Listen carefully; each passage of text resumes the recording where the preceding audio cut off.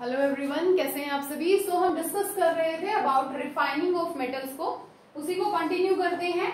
Our next method to refine is vapour phase refining. In this process we are treating our crude metal with a substance by which the crude metal is converted into a volatile substance।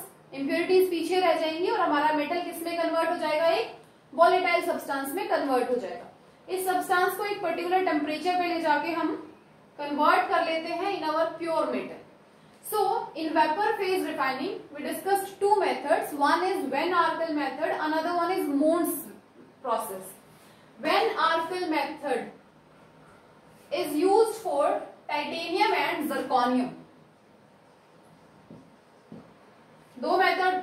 दो metals को purify या refine करने के लिए method use होता है।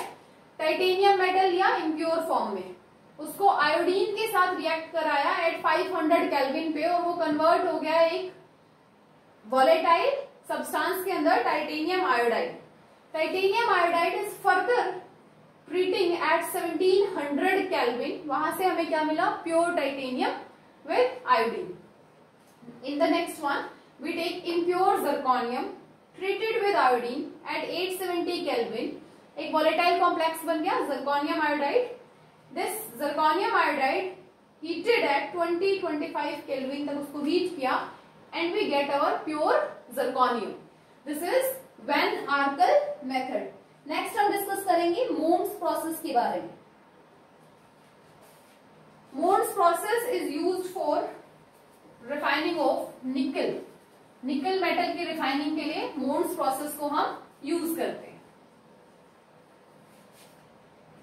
Next one is Mond's process.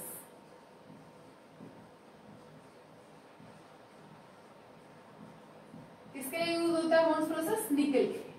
यहाँ पे हम क्या करेंगे, we are going to treat nickel with carbon monoxide and form a volatile complex nickel tetracarbonate। हमने एक कॉम्प्लेक्स बना लिया वॉलेटाइल नेचर का निकल कार्बोनाइड।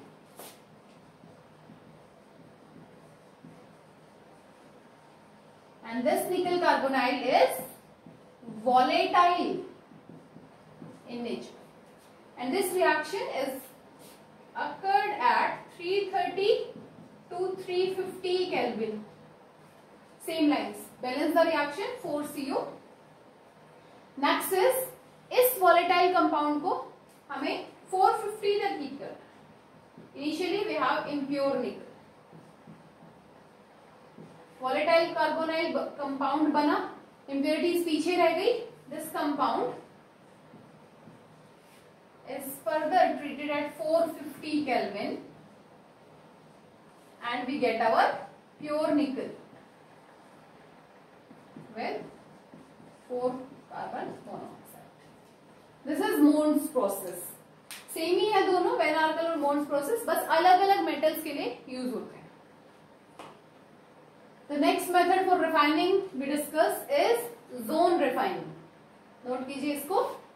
नेक्स्ट मेथड हम डिस्कस करेंगे जोन रिफाइनिंग।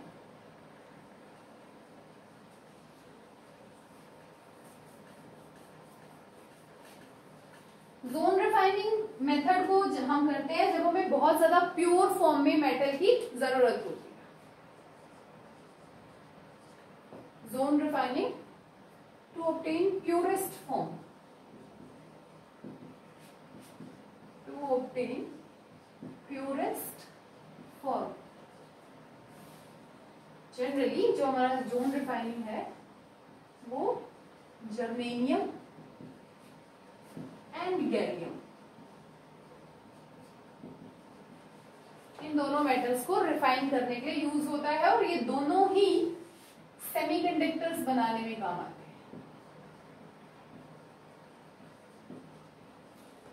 क्या करते हैं हम जोन रिफाइनिंग प्रोसेस में, हम अपने क्रूड मेटल को एक मेटेलिक बार में कन्वर्ट कर देते हैं, बार of crude metal.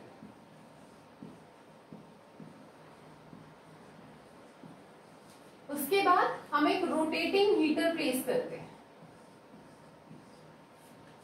Now rotating heater क्या करेगा, इसके टेम्परेचर को इंक्रीज करेगा।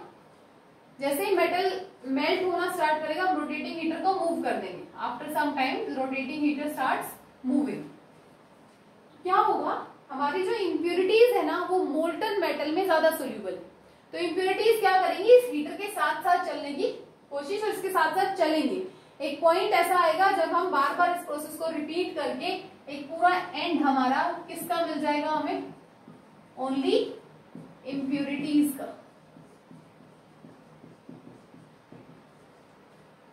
क्लियर? सो प्रिंसिपल क्या रहेगा इस मेथड का, impurities are more soluble, impurities are more soluble in molten metal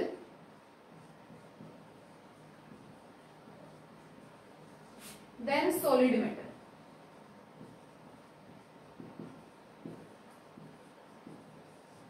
ये जो हमारी impurities है ना वो molten metal में ज्यादा soluble है in comparison to the solid metal. तो जैसे ही हीटर आगे मूव करेगा, पीछे का पोर्शन मेटल का क्या करेगा, कूल डाउन, क्रिस्टलाइज हो जाएगा। This is all about zone refining. एक और प्रोसेस है रिफाइनिंग का जो हम डिस्कस करेंगे, क्रोमेटोग्राफिक टेक्निक। नोट कीजिए आप इसको। So let's start our next refining method, chromatography.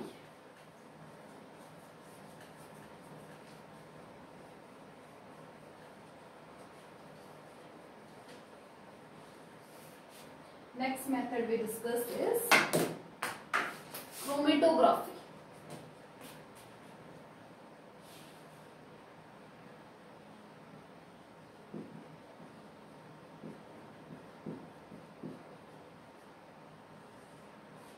Chromatography को पहले सिंपली बोला जाता है कि कलर्ड मिक्सचर्स को सेपरेट आउट करने में हम इसको यूज करते थे।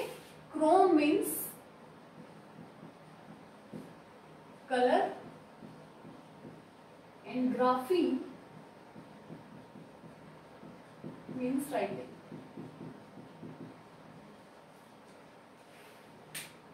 This technique is used for, जो क्रोमेटोग्राफी है वो आज के टाइम पे हम यूज करते हैं। This technique is used for separating, first one, to separate mixtures,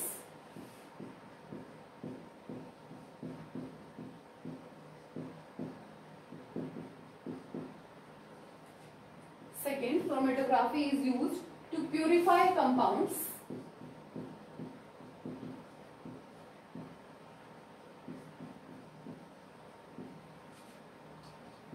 third one, to test the purity of compounds,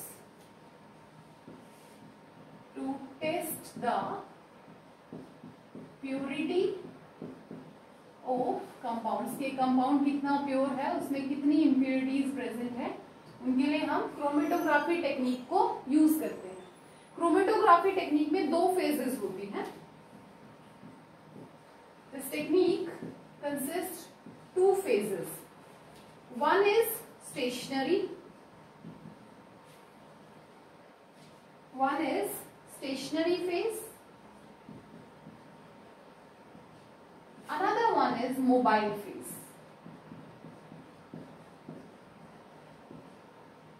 stationary phase जो कि फिक्स्ड होती है, जिसको आप मूव नहीं करेंगे, एंड मोबाइल इज मूवेबल, जिसको हम मूव कर सकते हैं। स्टेशनरी फेज क्रोमेटोग्राफी में हमारे पास सॉलिड भी हो सकती है और लिक्विड भी हो सकती है, जबकि मोबाइल फेज हमारे पास या तो लिक्विड रहेगा या gas. Clear? Next is types of chromatography. Mixtures को सेपरेट करने के काम आता है, प्यूरिफाई करने के काम आता है, प्योरिटी ऑफ कंपाउंड्स को टेस्ट करने के लिए काम आता है। दो फेजेस होते हैं, एक स्टेशनरी एक मूवेबल। स्टेशनरी फिक्स्ड होती है और मोबाइल फेज मूवेबल होती है। द टाइप्स ऑफ क्रोमेटोग्राफी, कौन कौन से टाइप की क्रोमेटोग्राफी हमें डिस्कस करनी है। First one, adsorption. इन टाइप्स हमारे पास आता है adsorption and partition. Adsorption and partition chromatography. Clear? Adsorption is further divided into two types: column chromatography and thin layer chromatography. Adsorption chromatography, partition chromatography. Adsorption chromatography दो parts में divide होती है: column chromatography and thin layer chromatography. Partition chromatography is also known as paper chromatography. Now let's discuss one by one. सबसे पहले start करते हैं column chromatography से. Column chromatography में सबसे पहले हम अपनी स्टेशनरी फेज को बनाते हैं. We are taking one column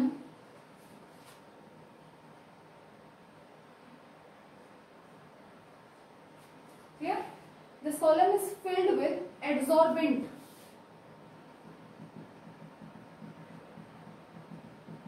इस कॉलम को हमने स्टेशनरी फेज से फिक्स कर दिया.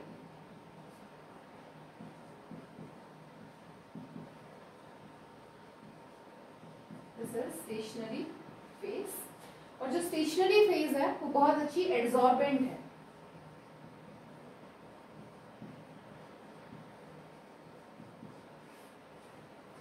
ये सिलिका जेल हो सकती है या ये एल्यूमिनियम भी हो सकती है. नाउ जिस मिक्सचर को, फॉर एग्जांपल हमारे पास एक मिक्सचर है ए बी एंड सी. हम इसको सेपरेट करना चाहते हैं. A is the thing which we want to get, B and C act as impurities है.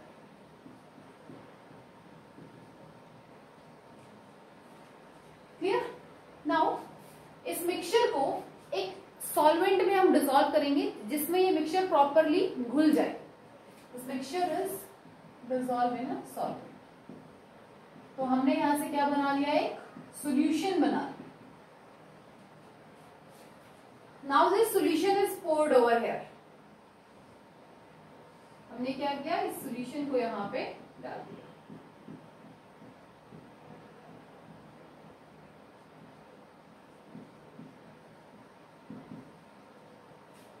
ठीक है? और अब हम ऊपर से डाल रहे हैं सॉल्वेंट, जिसको हम इलुवेंट भी कहते हैं. अब क्या होगा? ये जो ए बी और सी है, जिसकी एड्सॉर्प्शन पावर ज्यादा है वो यहीं ऊपर ही एड्सॉर्ब हो जाएगा.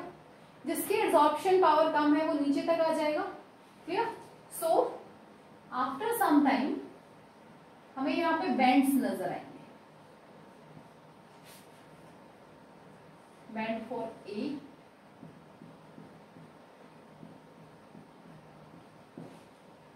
इसकी एड्सॉर्प्शन पावर सबसे ज्यादा थी, ये ऊपर ही एड्सॉर्ब हो गया. बी की एड्सॉर्प्शन पावर इससे कम है, बी. सी की सबसे कम थी तो सी सबसे नीचे चला. सो हमने क्या किया? इजीली हमने इनको सेपरेट आउट कर दिया. बैंड्स अवेलेबल हो गए. अब हम फॉर्मर क्या करेंगे? यहां से सॉल्वेंट को ऐड करेंगे.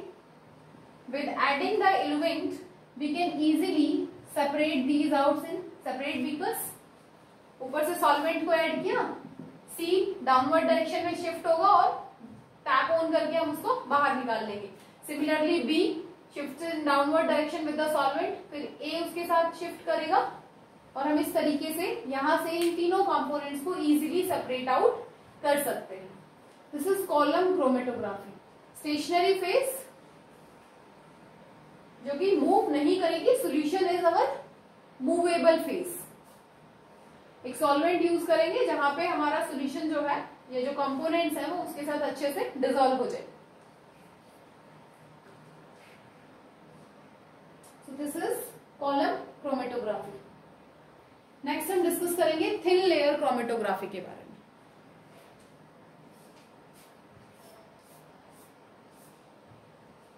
इन थिन लेयर क्रोमेटोग्राफी हम एक ग्लास स्लैब तैयार करते हैं और वो ग्लास स्लैब हमारी स्टेशनरी फेज का काम करती है।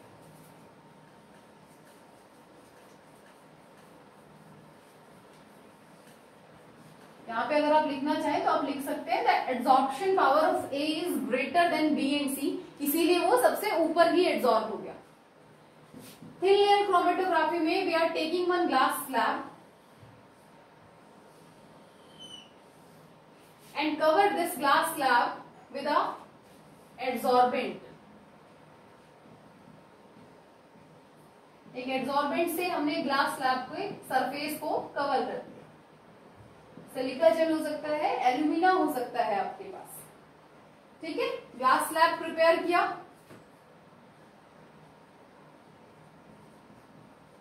इस ग्लास स्लैब पे नीचे से अप्रोक्स 2 सेंटीमीटर ऊपर एक लाइन ड्रॉ कर दी और उस लाइन को हम बोलते हैं बेस लाइन। क्लियर? नाउ इस मिक्सचर का एक ड्रॉप यहां प्लेस करें, स्पोर्ट ऑफ मिक्सचर।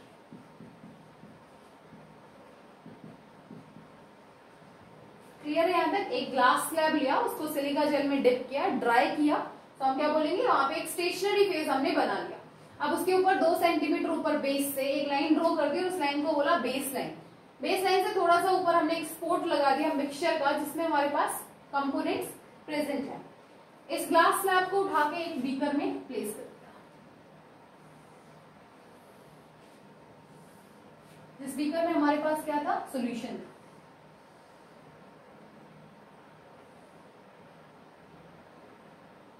अब यहाँ पे हमारे पास ऑलरेडी सॉल्वेंट था।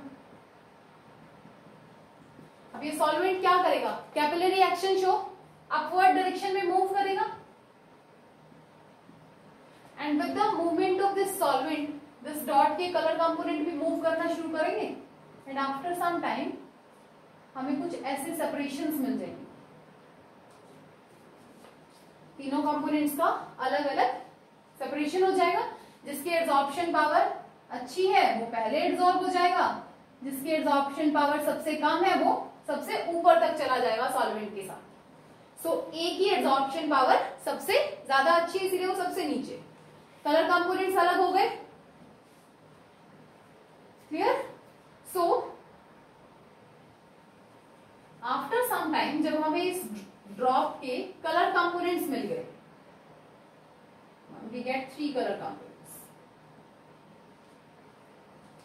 क्लियर? तो हम ऊपर भी एक लाइन ड्रॉ कर लेते हैं, या आप टॉप तक भी मान सकते हैं इसको। This is known as upper line. हम इसको मानते हैं कि सॉल्वेंट जब यहां तक राइज करेगा ना, तो हम इस ग्लास स्लैब को बाहर निकाल लेंगे बीकर से। क्लियर? उसके बाद हम ये देखेंगे बेस लाइन से इस कलर कंपोनेंट ने जो डिस्टेंस ट्रेवल किया है, this is called x. Base line से जो मिक्सचर के कंपोनेंट ने डिस्टेंस ट्रेवल किया उसको हम कहेंगे x। सॉल्वेंट ने जितना डिस्टेंस ट्रेवल किया उसको हम कहेंगे y। बेस लाइन से कलर कंपोनेंट ने जो डिस्टेंस ट्रेवल किया x, और सॉल्वेंट ने जितना डिस्टेंस ट्रेवल किया वो y। एक टर्म यहां इंट्रोड्यूस करते हैं RF, which is equals to x upon y। x और y पता आपको क्या है, x कंपोनेंट का डिस्टेंस है बेस लाइन से, और y सॉल्वेंट का डिस्टेंस है, and RF is known as retardation factor. RF को हम क्या कहेंगे, retardation factor. Clear? This thing moves because of capillary action.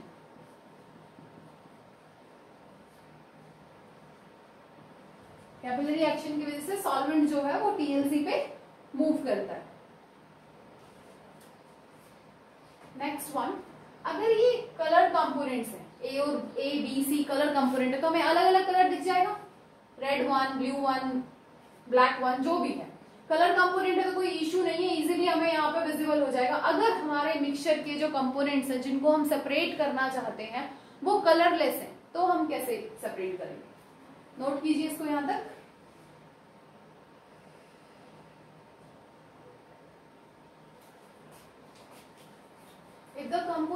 the dots are colorful, no issues.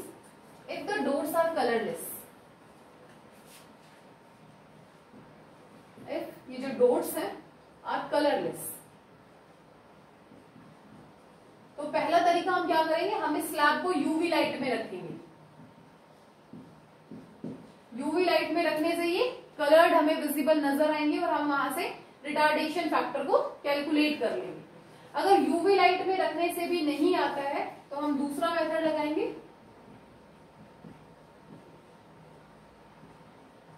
अगर यूवी लाइट रखने से भी नहीं आता है तो हम क्या करेंगे, इस स्लैब पे आयोडीन वेपर्स को स्प्रे करेंगे. आयोडीन वेपर्स के स्प्रे की वजह से spot becomes brown in colour. Spot जो है वो ब्राउन कलर के हो जाएंगे और हमें इजीली विजिबल हो जाएंगे.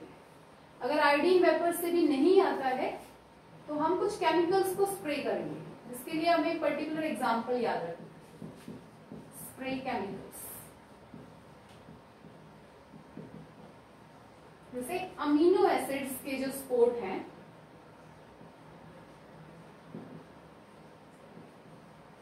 उनको देख पाते हैं हम with the help of ninhydrin solution. Amino acids के स्पोर्ट्स को हम निनहाइड्रीन के सॉल्यूशन से इजीली देख पाते हैं. नोट कीजिए इसको. उसके बाद हम डिस्कस करेंगे पेपर क्रोमेटोग्राफी के बारे में.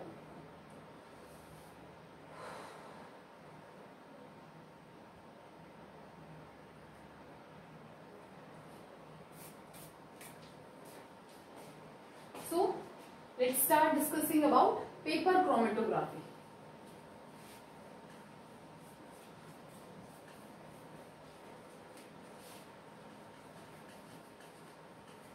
In paper chromatography हम एक chromatographic paper choose करेंगे. In paper chromatography we are going to take one chromatographic paper.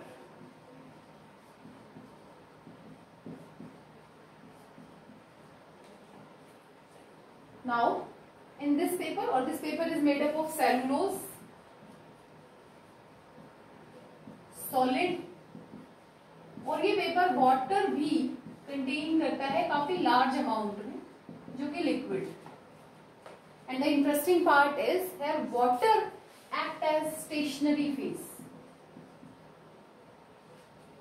Water act as stationary phase. Water यहां पे किसका काम कर रहा है, स्टेशनरी फेज का काम. नाउ एक कार्डबोर्ड स्लैब लिया और हमें अपने पेपर को हैंग करना है. This is our chromatographic paper. एक बेस लाइन सेम एज जैसे आपने टीएलसी में किया था, वही सेम चीज हम यहां पे करेंगे. Base line, place a sport of the mixture. Now इस पेपर को एक बीकर में रख दीजिए जिसके पास क्या है, सॉल्वेंट.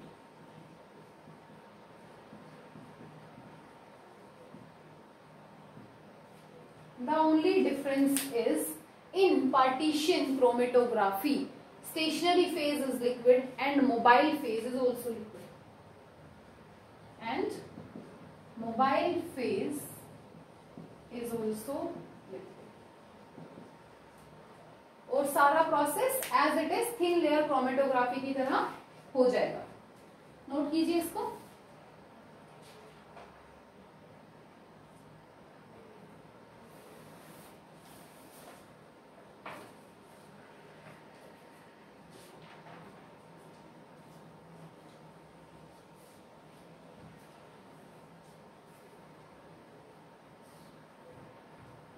आफ्टर रिफाइनिंग कुछ छोटी छोटी टर्म्स हैं जो हमें डिस्कस करनी है. First one is alloy.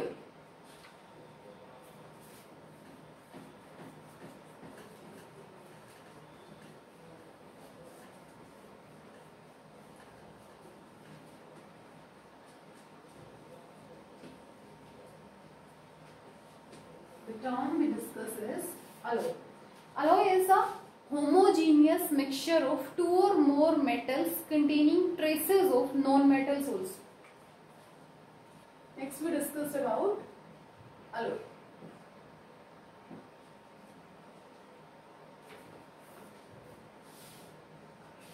An alloy is a homogeneous. An alloy is a homogeneous mixture of two or more metals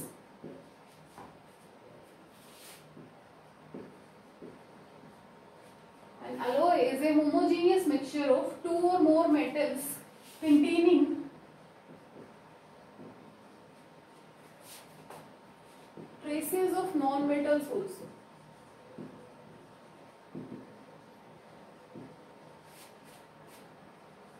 उनको हम क्या कहते हैं? अलॉय कहते हैं. फर्स्ट थिंग, अब अलॉय बनाने के पीछे एक स्पेसिफिक चीज है कि अलॉय जो है वो कुछ प्रॉपर्टीज में मेटल से बेटर होता है. फर्स्ट अगर हम बात करें इनके बारे में तो हमने पहला बोला ये क्या है? एक होमोजीनियस मिक्सचर है. If we talked about the properties,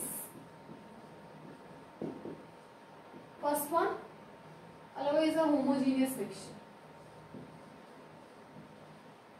Alloy is a homogeneous mixture. Second one, they are more resistant to corrosion. More resistant to corrosion. इनको easily जंग नहीं लगती, corrode नहीं होते ये easily. They are harder and stronger than metals.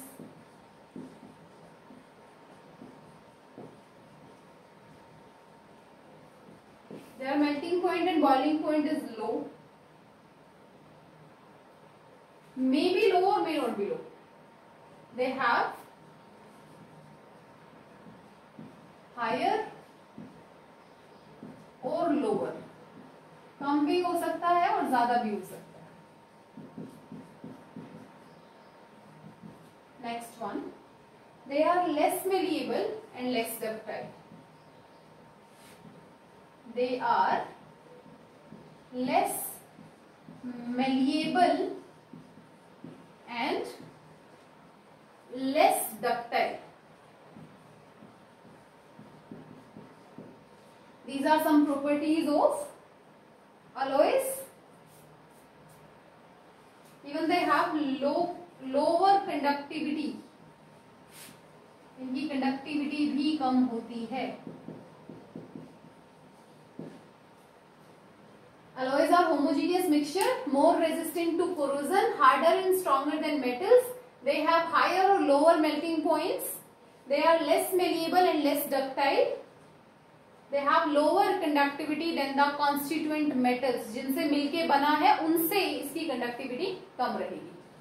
Now some examples of alloys. Properties note कीजिए.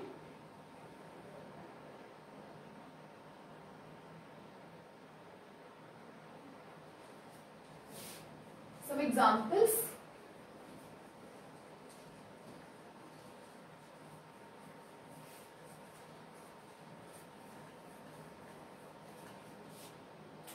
Like first one, brass.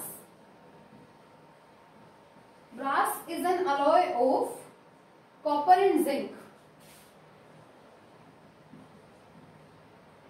Copper 80%, zinc 20%. Bronze, copper 90%, tin 10%. Solder, made up of tin and lead. Gunmetal,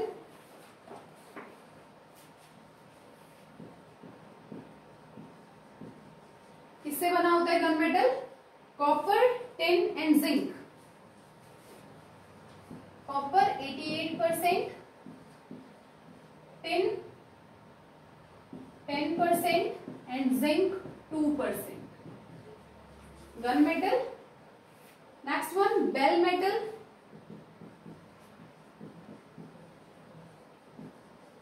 bell metal is made up of copper and tin. Copper 78% and tin 22%। तो इस तरीके से metals के homogeneous mixture को हम क्या कहते हैं? alloys. One more thing, alloy in which one of the metal is mercury. alloys जिनमें एक मेटल मर्करी फिक्स है उनको हम कहते हैं अमलगम। उनको हम क्या कहेंगे? Amalgam, alloy of mercury. जो प्योर गोल्ड होता है, गोल्ड की टर्म्स में अगर हम बात करें, प्योर गोल्ड वो 24 कैरेट होता है। Carat is used to express the purity of gold. जो कैरेट वर्ड मैंने लिखा है यहाँ पे, ये क्या करेगा? गोल्ड की प्योरिटी को बताता है। प्योर गोल्ड 24 कैरेट होता है, बट जो प्योर गोल्ड है वो बहुत ज्यादा हाईली मेल्येबल और डक्टाइल होता है, तो हम ज्वेलरीज में प्योर गोल्ड को यूज नहीं कर सकते। ज्वेलरी में 22 कैरेट गोल्ड यूज होता है।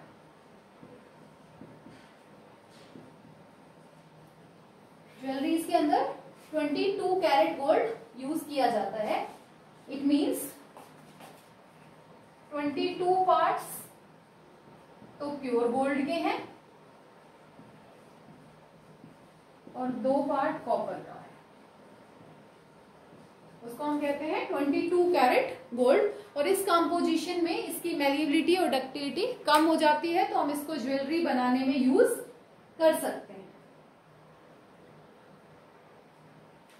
क्लियर?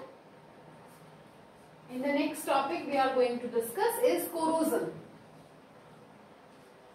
नोट कीजिए इसको। नेक्स्ट हम डिस्कस करेंगे अबाउट corrosion.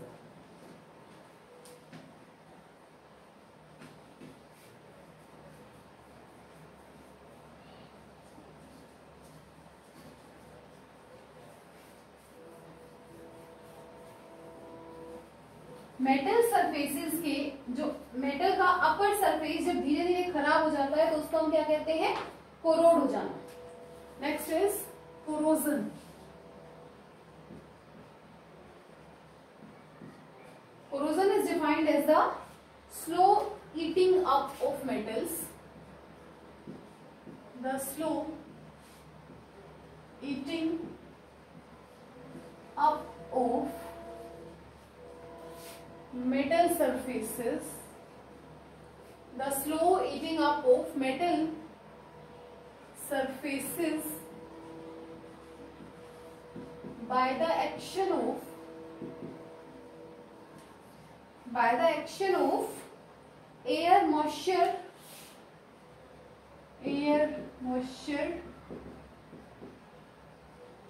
or chemicals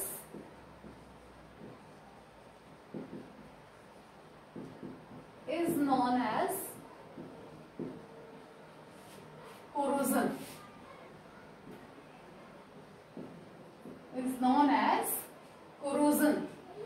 जब मेटल्स का अपर सरफेस एटमॉस्फेयर के कांटेक्ट में आने की वजह से खराब होने लग जाता है तो उसको हम क्या कहते हैं?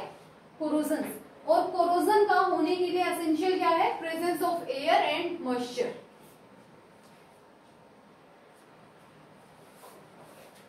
Simply, when iron comes in contact of moist air, iron का सरफेस जब एयर के कांटेक्ट में आता है तो एक कंपाउंड बनता है Fe2O3.XH2, जिसको हम कहते हैं रस्ट। कोरोजन हो गया आयरन का, एक ब्राउन कलर का सब्सटेंस यहाँ डिपॉजिट हो जाता है, ब्राउन कलर। तो आयरन के लिए हम स्पेसिफिक वर्ड यूज करते हैं रस्टिंग। प्रिवेंशन ऑफ रस्टिंग, अब ये रस्ट लगने से हम किस किस तरीके से प्रिवेंट कर सकते हैं।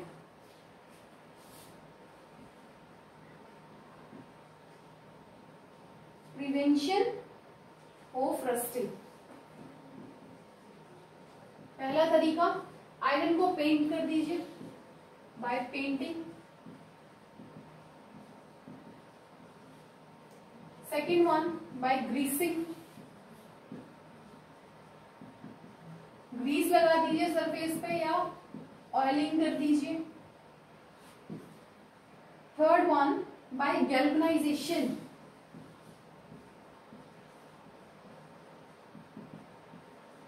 Bye galvanization. गैल्वेनाइजेशन क्या होता है, आयरन की सरफेस पे जिंक मेटल की कोटिंग कर देना।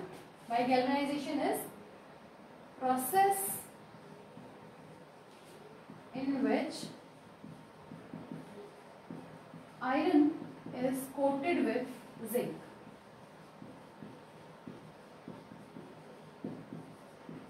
जिंक का कोरोजन आयरन के कंपैरिजन में कम होता है, तो हम गैल्वेनाइजेशन करके भी आयरन को प्रिवेंट कर सकते हैं। By tin plating, tin metal को भी हम आयरन के ऊपर प्लेट कर सकते हैं। And the last one by allowing, alloy बना दो आयरन का। हमने अभी अभी लिखा कि जो अलॉय है वो लेस कोरोसिव होते हैं, उनका कोरोजन कम होता है in comparison to iron. So there are 5 methods by which we can prevent the iron from rusting, by painting, by oiling, greasing, by galvanization, by tin plating and by alloying. Note कीजिए इनको।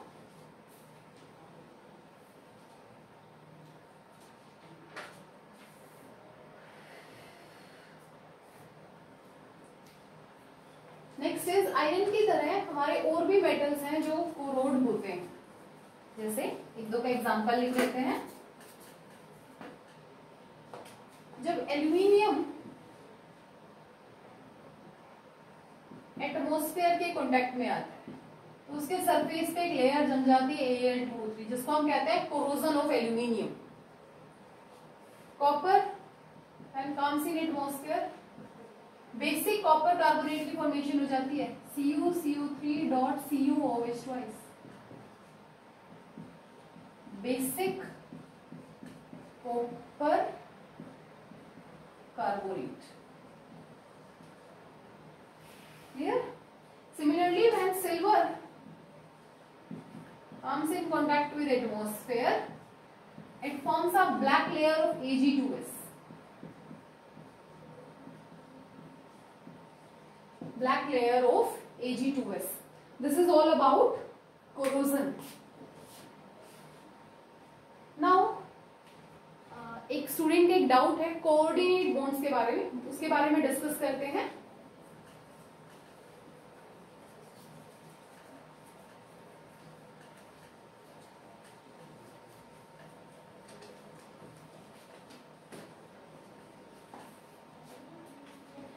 Coordinate bond,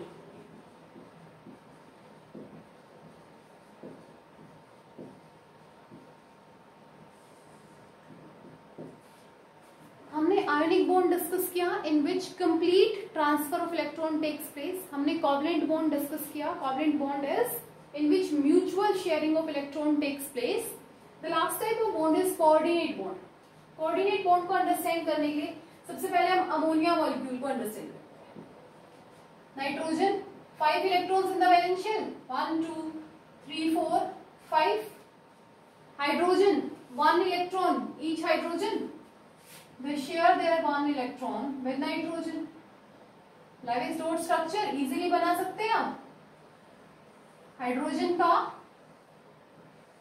duplet complete हो गया और nitrogen का octet complete हो गया।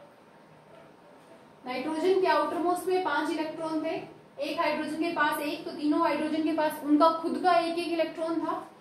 Share कर लिया इन्होंने, नाइट्रोजन का ऑक्टेट कंप्लीट हो गया और हाइड्रोजन का डुप्लेट कंप्लीट हो गया।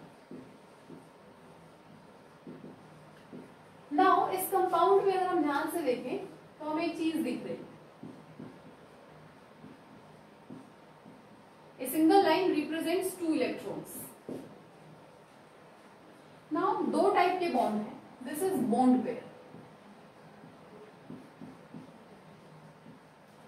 वो इलेक्ट्रॉन्स जो बॉन्डिंग में पार्टिसिपेट कर रहे हैं उनको हम कहते हैं bond pair. And this pair of electron which does not participate in bonding is lone pair. Clear? Now hydrogen 1 electron, अगर उससे वो भी बाहर निकाल दिया जाए तो वो क्या बन जाएगा? H positive proton. अब इस हाइड्रोजन को अपने 2 इलेक्ट्रॉन्स चाहिए डुप्लेट को कंप्लीट करने के लिए। नाइट्रोजन का ऑक्टेट कंप्लीट है ऑलरेडी, उसको इलेक्ट्रॉन्स की जरूरत नहीं है।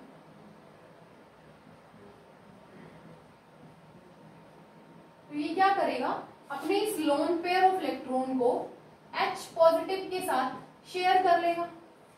डोनेट नहीं कर रहा है, शेयर कर रहा है। एक ऐसा बॉन्ड जिसमें दोनों इलेक्ट्रॉन एक पर्टिकुलर एटम ही शेयर करे उसको हम क्या कहते हैं? Coordinate bond. And this things results into the formation of NH4 positive.